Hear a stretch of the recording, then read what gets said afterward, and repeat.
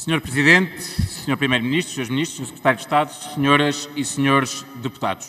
Estamos mais uma vez a discutir aqui a autorização para um estado de exceção. E é bom dizê-lo sempre e não interiorizarmos uma normalidade que não existe na aplicação deste tipo de regime e na aplicação das medidas que dele decorrem. Continuamos a falar de limitações de liberdade e continuamos a falar de um instrumento que é muito questionável, que devesse ser utilizado durante tanto tempo e é indiscutível que poderia, em grande parte, ser substituído por legislação ordinária que habilitasse o Estado a desempenhar as responsabilidades que tem que desempenhar numa situação destas, sem ter que recorrer a este instrumento de exceção. Este Governo tem insistido em medidas de eficácia duvidosa, mas de prejuízo evidente. A mais evidente de todas elas é a do encerramento de estabelecimentos à 1 da tarde aos fins de semana. Até hoje, ninguém conseguiu demonstrar a eficácia que esta medida tem para o combate à disseminação da pandemia. Até hoje, ninguém conseguiu explicar porque é que as pessoas terem ajuntamentos que não têm a nenhuma outra hora do dia, nem a nenhum outro dia da semana.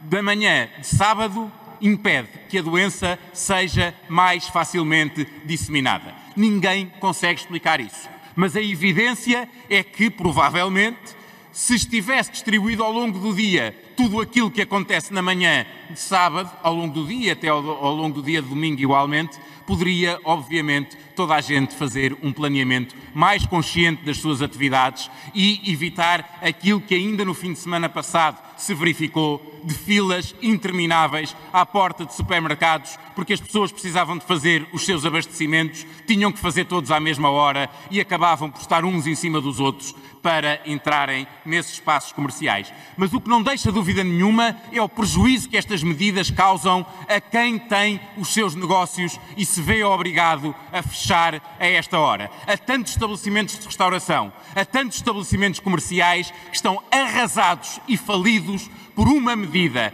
insistida pelo Governo sem qualquer evidência da sua eficácia. Não é compreensível que se insista naquilo que não tem justificação científica suficiente. Não é compreensível que se faça isto quando tanta gente, tantos postos de trabalho, tantos negócios, tantas poupanças estão a ser postas em causa por esta insensibilidade.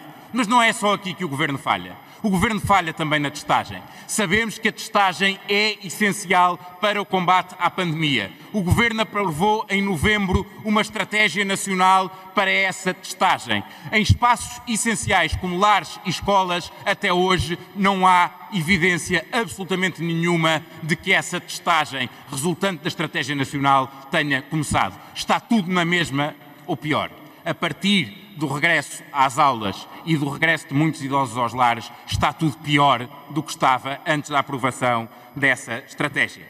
A Ministra da Segurança Social diz que não há meios para responder à situação nos lares. Mas foi a mesma Ministra da Segurança Social que há pouco tempo aqui garantiu no Parlamento que as brigadas rápidas iam resolver esses problemas. Nós avisámos e agora constata-se. As brigadas nem são rápidas, nem são eficazes. E os idosos continuam nos lares a ter os mesmos problemas, como têm também aqueles que nesses lares prestam serviço e, obviamente, estão expostos também a esta dificuldade de lidar com a situação. Nas escolas, cada escola faz o que lhe parece bem. Não há um protocolo único. Há escolas que mandam crianças para casa, há escolas que mantêm as crianças nas aulas presenciais. Há escolas que testam temperatura, há escolas que não testam temperatura. Há escolas que desinfetam as salas de aula entre cada tempo letivo, há escolas que desinfetam as salas de aula uma vez por dia. Há escolas em que isso é feito pelos professores, há escolas em que isso é feito pelos auxiliares. Não há um protocolo e, obviamente, reina também aí o caos. Há professores que não fazem a mínima ideia do que devem fazer quando têm metade da turma na sala e metade a assistir às aulas por computador. Sabem, é uma coisa, do ponto de vista pedagógico, isto não pode correr bem. Ninguém poderá dar aulas em condições quando tem metade da turma num regime e outra metade noutro regime. Mas aí continua a não haver ordem. Este estado de emergência é um estado que limita liberdades e, obviamente, limitando liberdades, quando está à discricionariedade da incompetência do Governo, sofre ainda mais. Se o Estado está e o país está em emergência, o Governo está claramente em negação.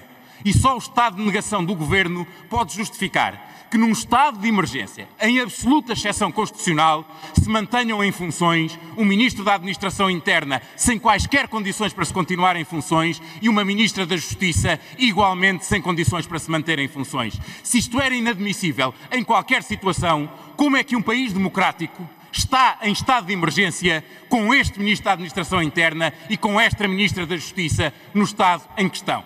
Pior, como é que um país está em estado de emergência com um Primeiro-Ministro que reitera confiança em ministros que há muito perderam a confiança do país? Isto é um abuso da autoridade do Governo, é um desrespeito pelo funcionamento das instituições democráticas e é uma evidência de um pântano institucional que se instalou no país.